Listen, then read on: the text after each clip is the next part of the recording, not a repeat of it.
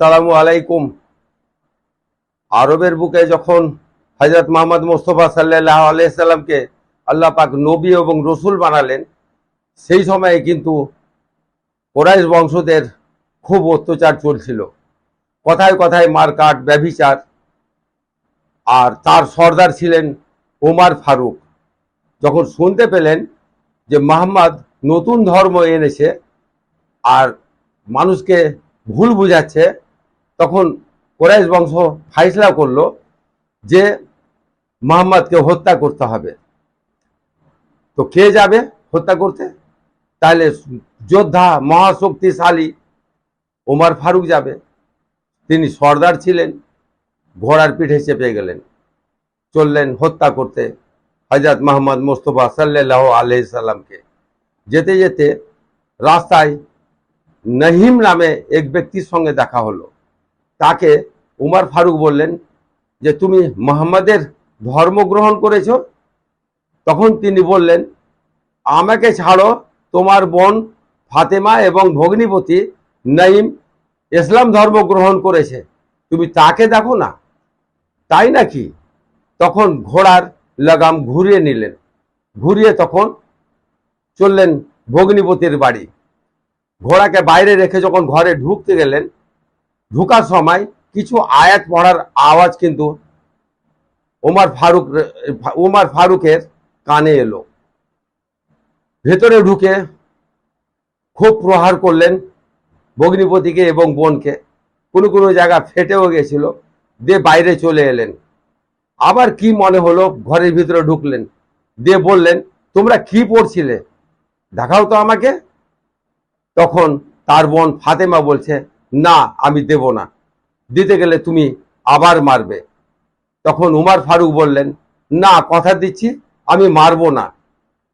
তখন তার বোন বলল, তাহলে তুমি একবার উজু করে নাও। তিনি বললেন, তাহলে আমাকে উজু শিখিয়ে দাও। বোন উজু শিখিয়ে দিলেন উমর ফারুককে, দিয়ে আয়াতগুলো তখন পড়লেন। তখন পাক কালাম নাজিল হচ্ছিল। দিয়ে তিনি বললেন, আমি ভুল করেছি, তোমাদের দুজনকে মেরে আমাকে ক্ষমা করো। কারণ আরবি ভাষার ব্যক্তি, তিনি পড়তে জানতেন, আর আরবি ভাষায় লেখা আছে, তা তেনার বুঝতে একটু অসুবিধা হয়নি। তিনি বললেন যে এখন আমি মুহাম্মাদের কাছে যাচ্ছি ইসলাম ধর্ম গ্রহণ করতে। তখন কেবল মাত্র 39টা উম্মাতি দিনে এসেছিলেন। যেতে যেতে দূর থেকে কিন্তু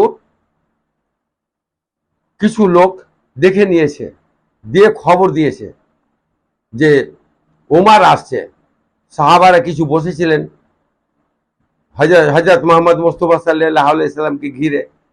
তখন তারা কিন্তু তলোয়ার বার করে তৈরি হয়ে গেলেন যে ওমরকে পারি আর না পারি, ইসলামকে রক্ষা করার জন্য, আমার নবীকে রক্ষা করার জন্য যদি মরেও যেতে হয় কোনো ব্যাপার নাই, কিন্তু এক বিন্দু পিছু আমরা সরব না। তখন দূর থেকে উমর ফারুক ওদের দৃশ্য দেখে বললেন যে তোমরা শোনো শোনো, তোমরা তলোয়ার নিচে করো, কারণ আমিও মুহাম্মাদের কাছে এসেছি, তোমাদের মতো ধর্মে আমি আসবো। তাই নবীজির কাছে গেলেন, কালেমা পাঠ করলেন, নবীজি নামাজের কায়দা কলম শিখালেন এবং যতটা পাক কালামের আয়াত নাজিল হয়েছিল সেগুলো তাকে দিলেন।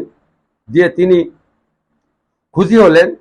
আর নবীজি দাঁড়িয়ে গিয়ে সর্বপ্রথম এই যে আমরা বলছি নারে তাকবীর, কেউ একজন যখন নারে তাকবীর বলে তখন সবাই মিলে আল্লাহু আকবার বলে।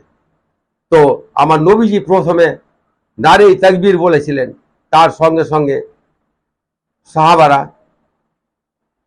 আল্লাহু আকবার বলেছিলেন, তার সঙ্গে সঙ্গে উমর ফারুকও আল্লাহু আকবার বলেছিলেন।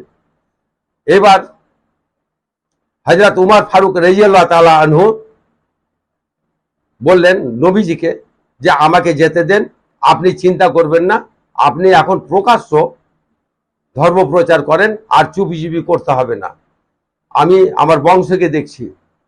এবার বাড়ির দিকে যখন রওনা হলেন, তখন কিন্তু কোরাইশরা সব অপেক্ষায় আছেন যে আজ মোহাম্মদকে শেষ করে দিয়েছে, কিংবা দেরি হচ্ছে, খুঁজতে দেরি হচ্ছে। তো যখন খালি হাতে যখন বাড়ি ফিরলেন, তখন তার বংশ জিজ্ঞাসা করলেন যে মোহাম্মদের কি করলা? তখন ঘোড়া থেকে নেমে বললেন, মোহাম্মদ নিজের জায়গায় ঠিক আছে, আমরাই ভুল আছি, আমাদের ধর্ম ভুল আছে, ওনার ধর্ম ঠিক আছে, আমি ইসলাম ধর্ম গ্রহণ করে এলাম, তোমরাও ইসলাম ধর্ম গ্রহণ করো। কিছু কিছু লোক সঙ্গে সঙ্গে ইসলাম ধর্ম গ্রহণ করলেন, আর কিছু কিছু লোককে টাইম লাগলো, কিন্তু হয়েছিলেন। ভিডিওটা কেমন লাগলো লাইক করবেন, শেয়ার করবেন, কমেন্ট করে চ্যানেলটাকে সাবস্ক্রাইব করবেন। আল্লাহ হাফেজ।